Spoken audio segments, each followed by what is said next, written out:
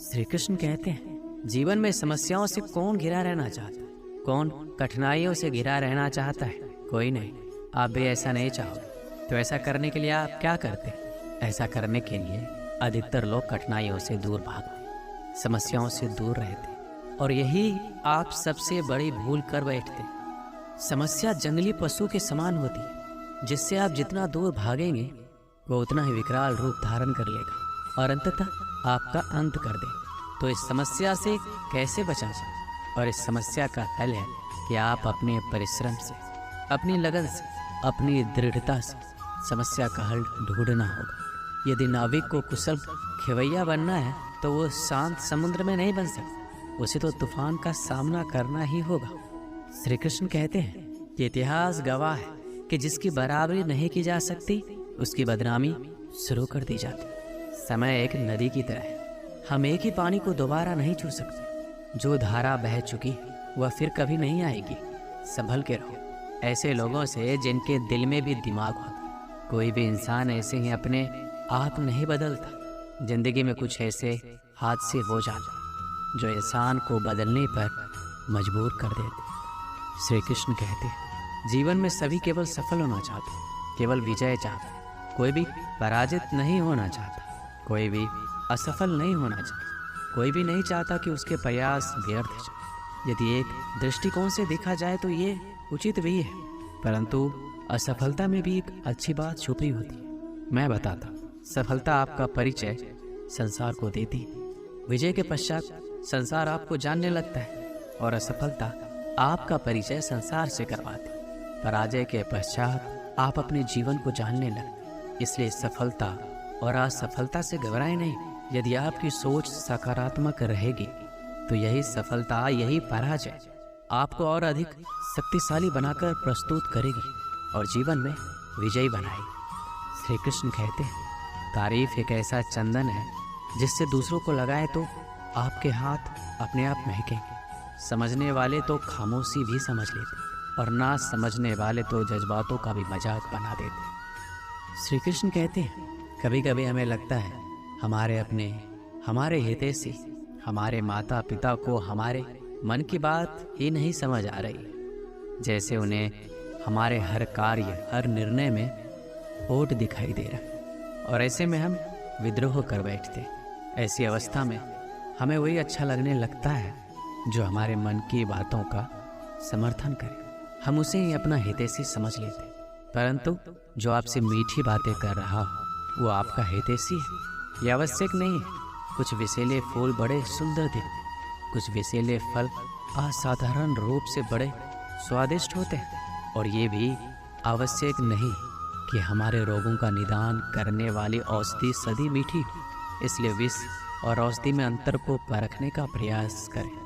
हो सकता है जो आपके हित की बात कर रहा हो वो आपको संकट के गर्त में ले जा रहा हो। किसी ने एक संत से पूछा, गुस्सा क्या है? संत ने बहुत अच्छा जवाब, किसी और की गलती की सजा खुद को दे। वक्त के साथ चलना कोई जरूरी नहीं है, सच के साथ चलिए, एक दिन वक्त आपके साथ चले। साइकिल और जिंदगी तभी बेहतर चल सकती है जब उसमें चैन हो। कुछ सच तो हम पहले से जानते थे, बस देखना चाहते थे कि लोग झूठ कहाँ तक बोल सकते हैं। जब इंसान का स्वार्थ पूरा हो जाता तब वह आपसे मिलना तो दूर, आपसे बोलना भी छोड़ देता है। मुश्किल वक्त का सबसे बड़ा सहारा है उम्मीद, जो एक प्यारी सी मुस्कान देकर कानों में धीरे से कहती, सब्र रख, सब अच्छा ही होगा। रुलाया ना कर हर बात ऐ जिंदगी, जरूरी नहीं सबकी किस्मत में चुप कराने वाले। आप कितने भी अच्छे इंसान क्यों ना हो, आप हमेशा किसी की कहानी में बुरे जरूर होते। वक्त भी हैरान है, इतनी जल्दी तो मैं भी नहीं बदलता जितनी जल्दी हम लोग बदलते। कोई तराजू नहीं होता रिश्तों को तौलने के लिए, परवाह बताती है कि ख्याल का पलड़ा कितना भारी है। किसी भी व्यक्ति की सहनशीलता एक खींचे हुए रबर की तरह होती है, एक सीमा से ज़्यादा खींचे जाने पर उसका टूटना तय है। इतिहास कहता है कि कल सुख था, विज्ञान कहता है कि कल सुख होगा, लेकिन पता है धर्म क्या कहता है? अगर मन सच्चा और दिल अच्छा है तो हर रोज सुख होगा। आदत थी मेरी सबसे हंसकर बोल, मेरा शौक ही मुझे बदनाम कर गया। श्री कृष्ण कहते, खोई हुई दौलत, भूली हुई विद्या फिर से लौट सकते, पर क्या खोया हुआ समय कभी लौटता है? नहीं। सारी जिंदगी रखा है रिश्तों का भरम मैंने, लेकिन सच तो ये है कि खुद के सिवा कोई अपना नहीं होता। संसार में सुई बनकर रहे, कैंची बनकर नहीं। सुई दो को एक कर देती और कैंची एक को दो कर देती। श्री कृष्ण कहते हैं, अच्छे लोग हमेशा साथ रहते, दिल में भी, शब्दों में भी, दुआओं में भी। किसी के बारे में सब कुछ जान लेना उसे फिर से अजनबी बना देता। पछतावा ना कीजिए, क्योंकि बीता हुआ समय अच्छा था तो वह यादगार है, और यदि बीता हुआ समय खराब तो एक अनुभव है। परिस्थितियां हमारे लिए समस्या नहीं बनती। समस्या तो तब बनती है जब हमें परिस्थितियों से निपटना नहीं आता।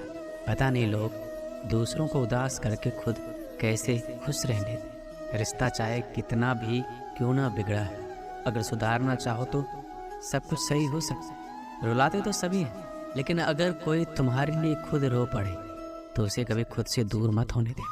इंसान कब बदल जाता है पता ही नहीं चलता, और हम ये सोचते रह जाते हैं कि आखिर हमने गलती कहाँ की है। जिंदगी में 3 लोगों को कभी मत भूल।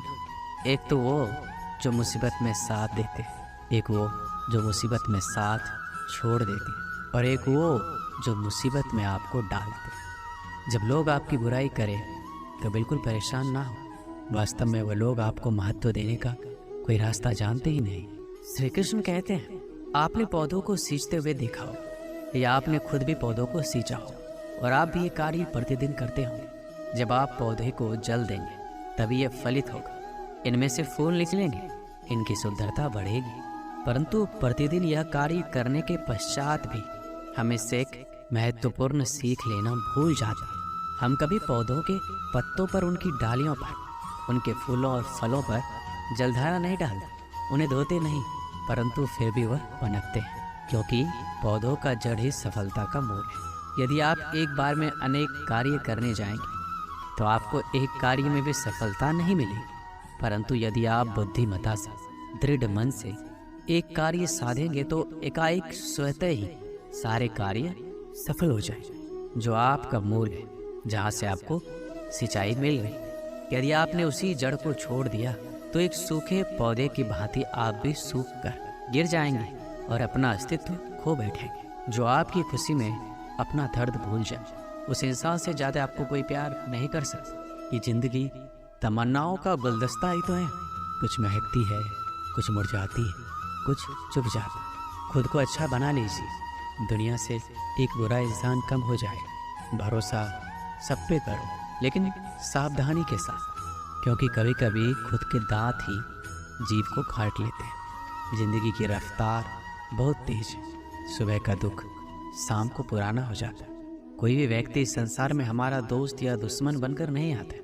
हमारा व्यवहार ही लोगों को दोस्त और दुश्मन बनाता है। सबसे मुश्किल रास्ता वह है जिस पर आपको हमेशा अकेला चलना पड़ता है, और असल में वही रास्ता जिंदगी में आपको मजबूत बनाता है। बड़ों का दिया हुआ आशीर्वाद और अपनों की दी हुई शुभकामनाओं का कोई रंग नहीं होता, लेकिन जब ये रंग लाते हैं तो जीवन में रंग भर जाते हैं। जरूरी नहीं हमेशा बुरे कर्मों की वजह से ही दर्द सहने को मिले।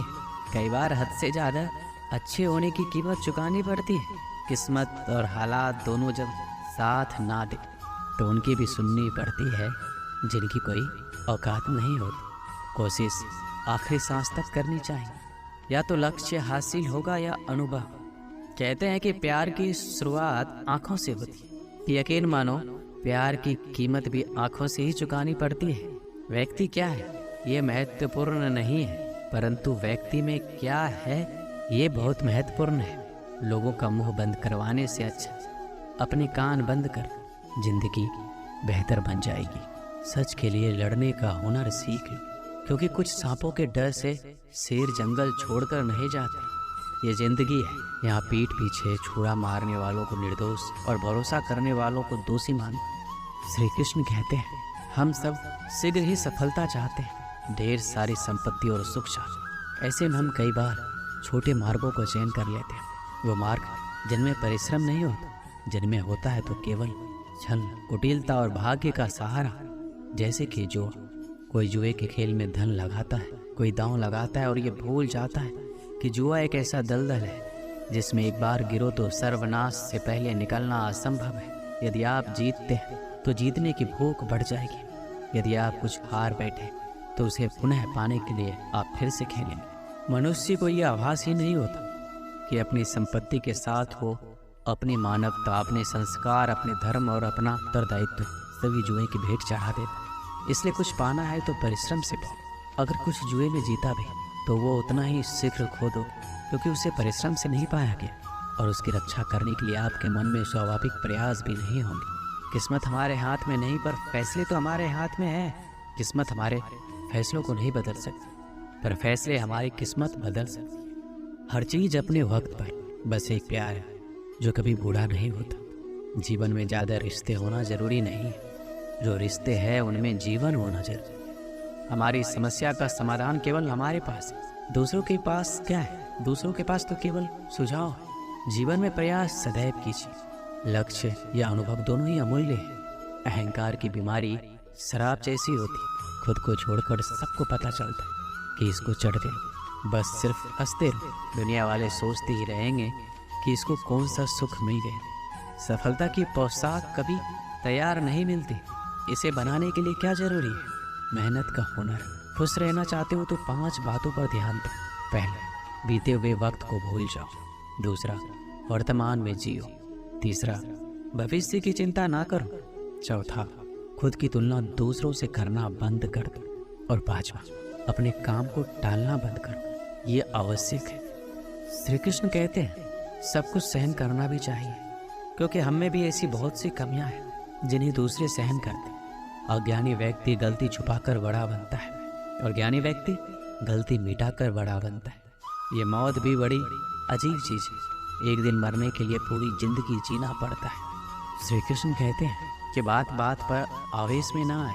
हो सकता है कि आपके माता पिता की कड़वी बातों में आपका हित छिपा हो और माता पिता को भी प्रयास करना चाहिए। यदि उनकी संतान अनुचित निर्णय ले रही है तो उसके अनुचित होने का बहाना प्रेम से समझा, दबाव और शासन से नहीं, क्योंकि कभी कभी कटु शब्द और कटु वचन अनुचित निर्णय को और पक्का कर देते हैं। श्री कृष्ण कहते हैं पानी समंदर में हो या आंखों में, गहराई दोनों में होती। खुशी के लिए काम करोगे तो खुशी नहीं मिलेगी, मगर खुश होकर काम करोगे तो खुशी जरूर मिलेगी। कुछ रिश्ते बस निभाने के होते हैं और कुछ जताने के लिए। खुशियों का कोई रास्ता नहीं है, खुश रहना ही रास्ता है। अपना वजूद ऐसे बनाओ कि कोई आपको छोड़े तो आपको कभी भुला ना सके। श्री कृष्ण कहते हैं हम सभी बचपन से ये सुनते आए हैं कि अच्छे मित्र हमारे जीवन को तुरंतः परिवर्तित कर सकते, परंतु कौन? जिनसे आप प्रश्न पूछें और वो मित्र बिना किसी पक्षपात के, भय रहित होकर, बिना किसी लालच के आपको उचित उत्तर दें। परंतु सबके समक्ष ये समस्या आ जाती है कि आज के समय में ऐसे मित्र मिलना दुर्लभ है। वो तो होते ही नहीं। परंतु आपको मैं एक बात बताता हूँ, हम सबके पास भी एक ऐसा मित्र होता है, बस हम उसे पहचान ही नहीं पाते। वो है दर्पण। दर्पण के समक्ष खड़े होकर आप स्वयं से पूछिए कि यदि आज आपका अंतिम दिन होता तो क्या आप वही करते जो आप कर रहे थे? आपको उत्तर मिले या ना मिले, परंतु आपकी दिशा अवश्य बदले। इसलिए आपसे अतिरिक्त आपका सबसे घनिष्ठ मित्र, सबसे अच्छा मित्र कोई नहीं है। एक गांव में एक आलसी आदमी रहता था। वह कुछ काम धाम नहीं करता था, बस दिन भर निठल्ला बैठकर सोचता रहता कि किस तरह कुछ खाने को मिल जाए। एक दिन वह यूं ही घूमते घूमते आम के एक बाग में पहुंच गया। वहां रसीले आमों से लदे कई पेड़ थे। रसीले आम देख उसके मुंह में पानी आ गया और आम तोड़ने वह एक पेड़ पर चढ़ा। लेकिन जैसे ही वह पेड़ पर चढ़ा, बाग का मालिक वहां पहुंचा। बाग के मालिक को देख आलसी आदमी डर गया और जैसे तैसे पेड़ से उतरकर वहां से भाग खड़ा। भागते भागते वह गांव के बाहर स्थित जंगल में जा पहुंचा। वह बुरी तरह से थक गया था, इसलिए एक पेड़ के नीचे बैठकर सुस्ताने लगा। तभी उसकी नज़र एक लोमड़ी पर पड़ी। उस लोमड़ी की एक टांग टूटी हुई थी और वह लंगड़ा कर चल रही थी। लोमड़ी को देख आलसी आदमी सोचने लगा कि ऐसी हालत में भी इस जंगली जानवरों से भरे जंगल में लोमड़ी कैसे बच गई, इसका अब तक शिकार कैसे नहीं हुआ। जिज्ञासा में वह एक पेड़ पर चढ़ गया और वहां बैठकर देखने लगा कि अब लोमड़ी के साथ क्या हो। कुछ ही पल बीते थे कि पूरा जंगल शेर की दहाड़ से गूंज उठा, जिसे सुनकर सारे जानवर डर कर भागने लगे। लेकिन लोमड़ी अपनी टूटी टांग के साथ भाग नहीं सकती थी, वह वहीं खड़ी रही। शेर लोमड़ी के पास आने लगा। आलसी आदमी ने सोचा कि अब शेर लोमड़ी को मारकर खा जाएगा, लेकिन आगे जो हुआ वह कुछ अजीब था। शेर लोमड़ी के पास पहुंचकर खड़ा हो गया। उसके मुंह में एक मांस का टुकड़ा था, जिसे उसने लोमड़ी के सामने गिरा दिया। लोमड़ी उस मांस के टुकड़े को खाने लगी। थोड़ी देर बाद शेर वहां से चला गया। यह घटना देखकर आलसी आदमी सोचने लगा कि भगवान सच में सर्वसर्वा है। उसने धरती के समस्त प्राणियों के लिए, चाहे वह जानवर हो या इंसान, खाने पीने का प्रबंध करके रखा। वह अपने घर लौटा। घर आकर वह 3 से 4 दिन तक बिस्तर पर लेटकर प्रतीक्षा करने लगा कि जैसे भगवान ने शेर के द्वारा लोमड़ी के लिए भोजन भिजवाया था, वैसे ही उसके लिए कोई ना कोई खाने पीने का सामान ले आएगा। लेकिन ऐसा कुछ नहीं हुआ। भूख से उसके हालात खराब होने लगे। आखिरकार उसे घर से बाहर निकलना ही पड़ा। घर के बाहर उसे एक पेड़ के नीचे बैठे हुए बाबा दिखाई पड़े। वह उनके पास गया और जंगल का सारा वृत्तांत सुनाते हुए बोला, बाबा जी, भगवान मेरे साथ ऐसा क्यों कर रहे हैं? उनके पास जानवरों के लिए भोजन का प्रबंध है, लेकिन इंसानों के लिए क्यों नहीं? बाबा जी ने उत्तर दिया, बेटा ऐसी बात नहीं है। भगवान के पास सारे प्रबंध हैं, दूसरों की तरह तुम्हारे लिए भी। लेकिन बात यह है, वो तुम्हें लोमड़ी नहीं शेर बनाना चाहते। दोस्तों, इस कहानी से हमें यही सीख मिलती कि हम सब के भीतर क्षमताओं का असीम भंडार है। बस अपनी अज्ञानतावश हम उन्हें पहचान नहीं पाते और स्वयं को कामचोर समझकर दूसरों की सहायता की प्रतीक्षा करते रहते। स्वयं की क्षमता पहचानिए, दूसरों की सहायता की प्रतीक्षा मत कीजिए। इतने सक्षम बनिए कि आप दूसरों की सहायता कर सकते। दोस्तों, इस वीडियो में बस इतना ही। मिलते हैं अगली वीडियो में। अपना ख्याल रखिएगा। जय श्री कृष्ण।